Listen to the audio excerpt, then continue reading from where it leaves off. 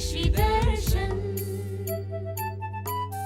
खेत खलिहानों की जहाँ होती बात, उपज और समझ बढ़ाने की करते सब बात। समाचार मिले, उपचार मिले, कृषि से विज्ञान जुड़े तो तकनीकों का ज्ञान मिले। खेतों की तस्वीरों में हरियाली का रंग भरे, किसानों की तकदीरों में खुशहाली का संग रहे।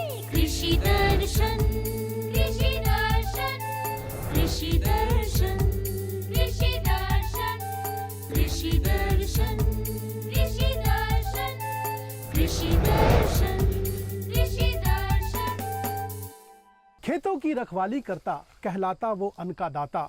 धूप बारिश हो या हो ठंडक, उसको कोई रोक ना पाता। नमस्कार, कार्यक्रम कृषि दर्शन में सभी किसान भाई बहनों का स्वागत है। किसान भाइयों, हम आपके रूबरू हैं जानकारियों का पिटारा लेकर। इस पिटारे में बहुत सारी जानकारी है और पिटारे में क्या है मैं थोड़ा बता भी देता हूं। आज हम बात करेंगे रबी फसल के बारे में, क्योंकि सारे किसान भाई बहन रबी की तैयारी में लगे हैं। लेकिन जानकारी सबसे पहले लेते हैं कृषि समाचार से। नमस्कार, कृषि समाचार में आपका स्वागत है। मैं हूं प्रियंका। आइए देखते हैं आज कृषि समाचार में क्या है खास।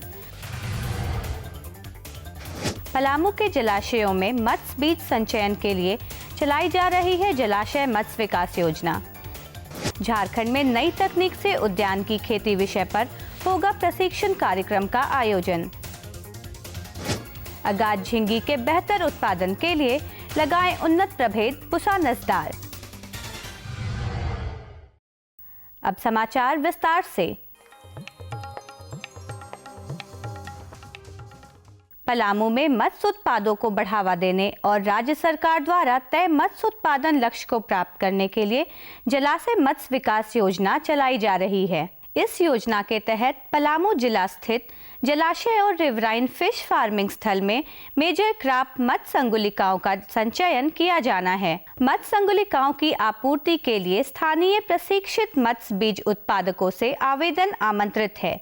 विभाग आपूर्तिकर्ता से 500 रुपये प्रति हजार मत्स्य संगुलिका परिवहन व्यय सहित खरीदेगा। इच्छुक आपूर्तिकर्ता 2 दिसंबर 2016 तक जिला मत्स्य कार्यालय पलामू में अपना आवेदन कर सकते हैं। झारखंड उद्यान संभाग द्वारा राज्य के किसानों को नई तकनीक से उद्यान की खेती करने की जानकारी देने के लिए राज्य स्तरीय प्रशिक्षण कार्यक्रम का आयोजन किया जाएगा। यह प्रशिक्षण 5 दिवसीय और आवासीय होगा। इसमें वैसे किसान उद्यान की प्रशिक्षण प्राप्त कर सकते हैं जिनके पास निजी, सरकारी, पट्टेदार या हिस्सेदारी की जमीन हो और उस पर उद्यान की फसलों की खेती की हो या खेती करने के इच्छुक हो तथा इस जमीन में नई तकनीक से उत्पादन में बढ़ोतरी करने की संभावना हो। इस प्रशिक्षण में भाग लेने के लिए अपने जिला उद्यान कार्यालय में आवेदन कर सकते हैं। संयुक्त खेती से अच्छी उपज प्राप्त करने के लिए उर्वरकों का संतुलित उपयोग करना चाहिए। मिट्टी की दीर्घकालिक उर्वरता के लिए जिन पोषक तत्वों की मात्रा कम हो उनकी मात्रा बढ़ा देनी चाहिए और जिन पोषक तत्वों की मात्रा अधिक हो उनकी मात्रा घटा देनी चाहिए। किसान भाई, वर्ष में कम से कम 2 बार मिट्टी की जांच जरूर करवानी चाहिए। इससे मिट्टी में मौजूद पोषक तत्वों की सही मात्रा की जानकारी प्राप्त होती है। आप भी ऐसा करें। मृदा जांच के बाद प्राप्त रिपोर्ट में जिन पोषक तत्वों की कमी है उन पोषक तत्वों की पूर्ति करने वाले उर्वरकों का ही उपयोग करें। रिपोर्ट में जिन पोषक तत्वों की मात्रा अधिक पाई गई है उन पोषक तत्वों में युक्त उर्वरकों का उपयोग ना करें। सभी फसल के लिए संतुलित मात्रा में पोषक तत्वों की जरूरत होती है। संतुलित मात्रा में पोषक तत्व कहने का मतलब कि अगर कम है उसमें पोषक तत्वों की मात्रा बढ़ा दी जाए और ज़्यादा है तो उसमें कम कर दी जाए, जिससे कि मिट्टी की उर्वरता बनी रहती है और टिकाऊ खेती कर पाते हैं। लत्तेदार सब्जी फसल अगाध झींगी की बुआई का उपयुक्त समय दिसंबर से जनवरी तक है। राज्य के जो किसान अगाध झींगी लगाना चाहते हैं वे अच्छी उपज के लिए अनुशंसित उन्नत प्रभेद पुषा नस्दार, सतपुतिया, स्वर्ण मंजरी या स्वर्ण उपहार का चयन करें। अगाध झींगी की बुआई में 4 से 6 किलोग्राम बीज प्रति हेक्टेयर की दर से बोएं। प्रति थाल 3 से 5 पुष्ट बीज सीधे बोएं। इसमें पौधे के बीच 1.5 से 2 मीटर की दूरी रखें।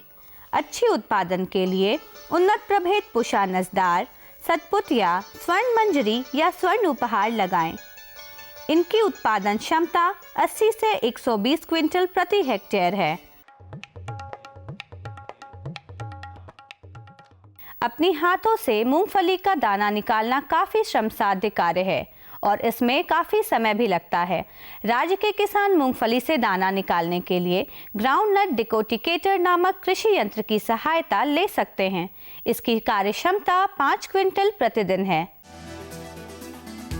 आइए आज जानते हैं बैगन फसल में रासायनिक दवा के बिना कीट नियंत्रण कैसे करें। किसान भाई, हम सभी जानते हैं पक्षी की कई प्रजातियां बड़े चाव से कीटों को खाती हैं और ये कीट उन्हें फसल लगे खेतों में आसानी से मिल जाते हैं। इस बात को ध्यान में रखते हुए बैगन फसल वाले खेत में पक्षियों को बैठने के लिए आश्रय स्थल बनाएं। और अब एक नजर राज्य के 5 प्रमुख शहरों के मौसम के मिजाज पर। आज राज्य के 5 प्रमुख नगरों के अधिकतम और न्यूनतम तापमान कुछ इस प्रकार दर्ज किए गए। रांची का अधिकतम तापमान 26 डिग्री सेल्सियस और न्यूनतम 14 डिग्री सेल्सियस। जमशेदपुर का अधिकतम तापमान 29 डिग्री सेल्सियस और न्यूनतम 16 डिग्री सेल्सियस। मेदिनीनगर का अधिकतम तापमान 27 डिग्री सेल्सियस और न्यूनतम 13 डिग्री सेल्सियस। देवघर का अधिकतर तापमान 27 डिग्री सेल्सियस और न्यूनतम 18 डिग्री सेल्सियस। धनबाद का अधिकतम तापमान 28 डिग्री सेल्सियस और न्यूनतम 17 डिग्री सेल्सियस।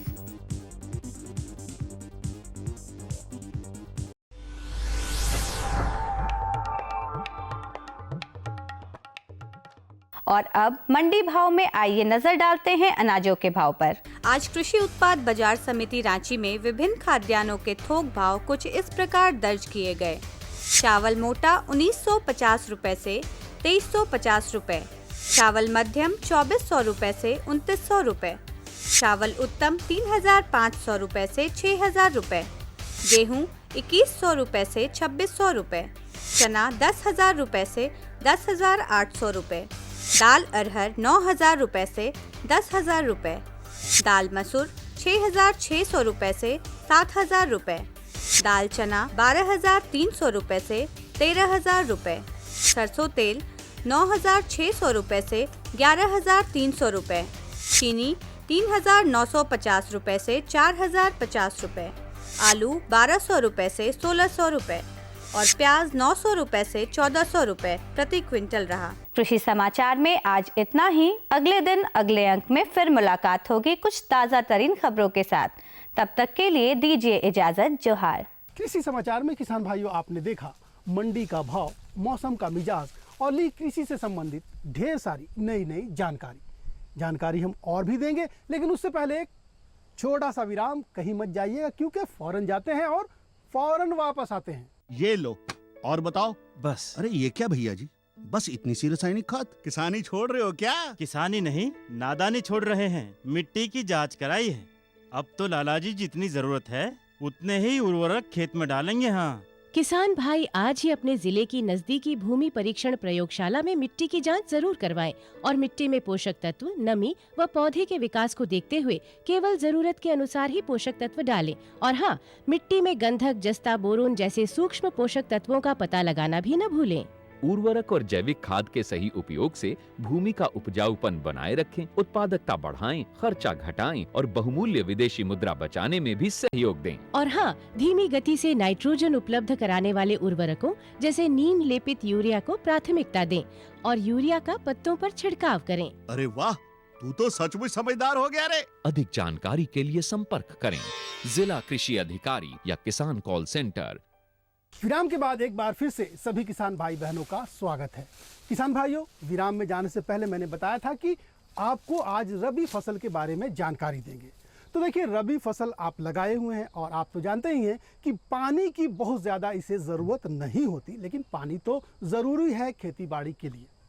तो रबी के फसल में सिंचाई प्रबंधन कैसे करें, पानी किस वक्त डालें, किस वक्त ना डालें, इसके बारे में आपको जानकारी विस्तृत होनी चाहिए और वो भी वैज्ञानिक तरीके की, क्योंकि अगर वैज्ञानिक तरीका अपनाते हैं तो आपकी फसल जो है काफ़ी ज़्यादा होती है और ज़्यादा फसल होगी तो मुनाफा बिल्कुल सही बढ़ जाएगी। तो चलिए अपने विशेषज्ञ के पास चलते हैं और उनसे जानते हैं कि रबी फसल में सिंचाई का प्रबंधन कैसे करें। किसान भाई, हम अपने कार्यक्रम में आपको कई बातों की जानकारी देते हैं और आज इसी क्रम में हम आपको जानकारी देंगे कि रबी के मौसम में जो हम फसल लगाते हैं उसमें सिंचाई का प्रबंधन कैसे करें। अभी खरीफ का समय हमारा चला गया है और रबी का समय आ रहा है और किसान भाइयों को जानना बहुत ज़रूरी है कि उनके फसल में कब कब सिंचाई की ज़रूरत है।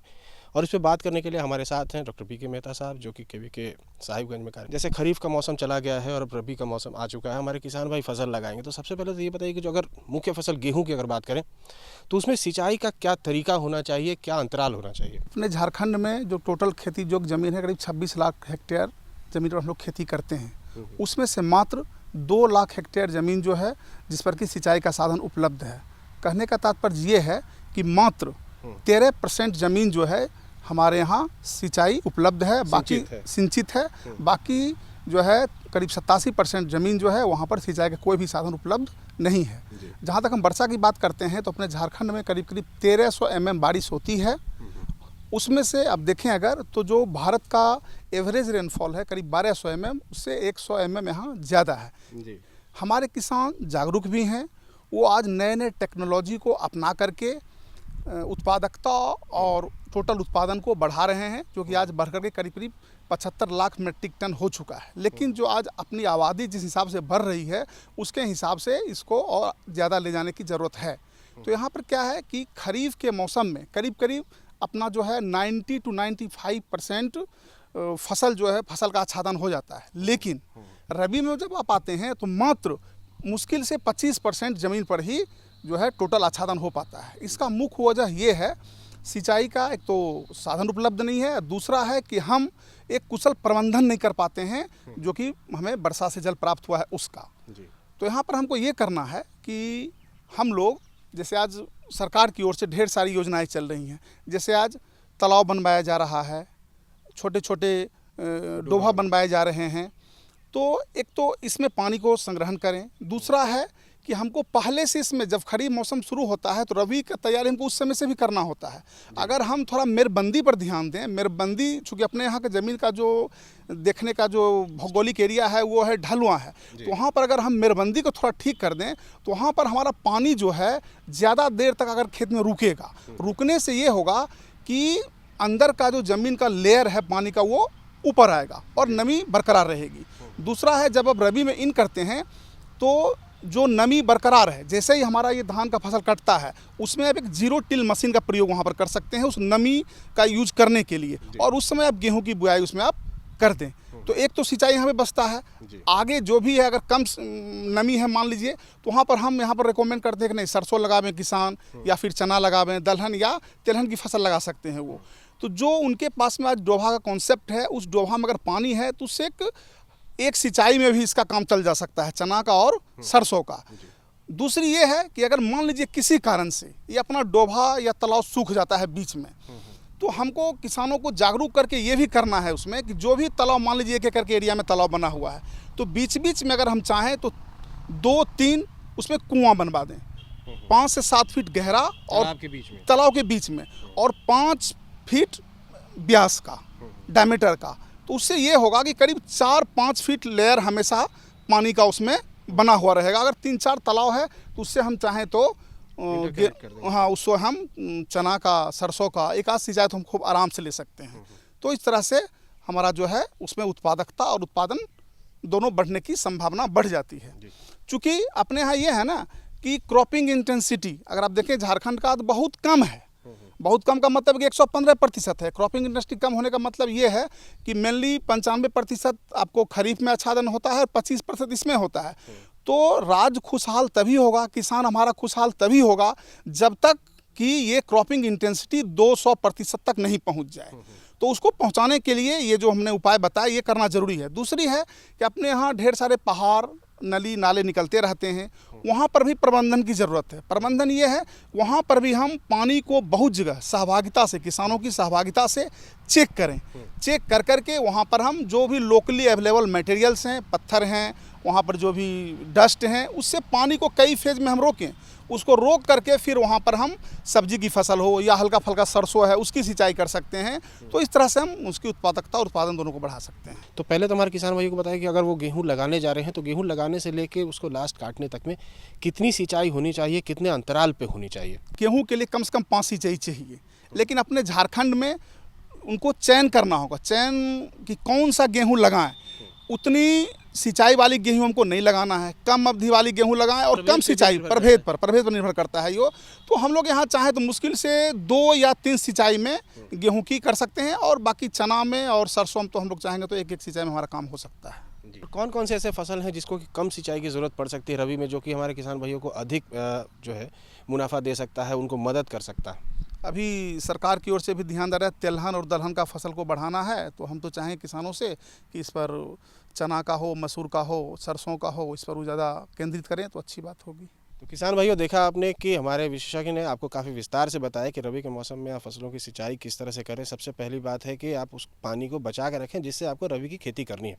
सर, आप हमारे कार्यक्रम में आए, हमारे किसान भाइयों को इतनी अच्छी जानकारी दी, इसके लिए आपका बहुत बहुत धन्यवाद। धन्यवाद। तो देखा किसान भाई बहन कि किस तरह से रबी फसल में सिंचाई का प्रबंधन करना है, और आपके पास में तो ऐसे साधन हैं तो आप इसका प्रबंधन कर ही सकते हैं, और जिनके पास नहीं है वो कोशिश करें, ज़रूर उनका भी ये प्रबंधन हो जाएगा। लेकिन फिलहाल वक्त हो चला है एक छोटे से फिर से विराम का। अरे कहीं मत जाइए, क्योंकि विराम में भी आपके लिए संदेश है।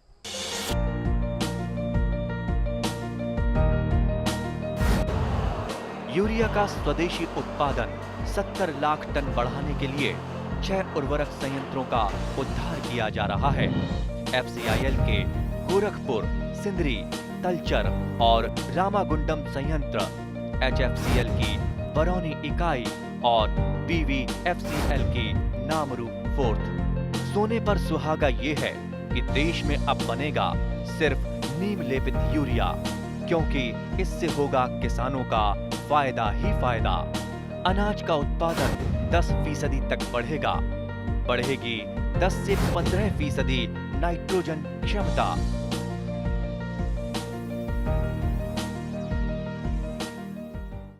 अगर आपके फसल में कीट लग जाता है तो काफ़ी आपको नुकसान उठाना पड़ता है, कई बार कर्ज में भी आप डूब जाते हैं। लेकिन हम ऐसा हरगिज नहीं होने देंगे और ना ही हम ऐसा चाहते हैं। देखिए, कीट अगर लगते हैं तो उसका प्रबंधन ज़रूरी है, और कीट लगने से पहले प्रबंधन कर दिया जाए तो कीट बिल्कुल नहीं लगेंगे, और अगर कीट नहीं लगे तो आपकी फसल काफ़ी अच्छी होगी, और अगर फसल अच्छी हुई तो मुनाफा तो फिर पूछना ही नहीं है। तो चलिए सीधा अपने विशेषज्ञ के पास चलते हैं और रबी फसलों में समेकित कीट प्रबंधन कैसे करें इसके बारे में उनसे जानकारी लेते हैं। आज हम आए हुए हैं कृषि विज्ञान केंद्र साहिबगंज में और जानेंगे कि समेकित कीट प्रबंधन कैसे करें।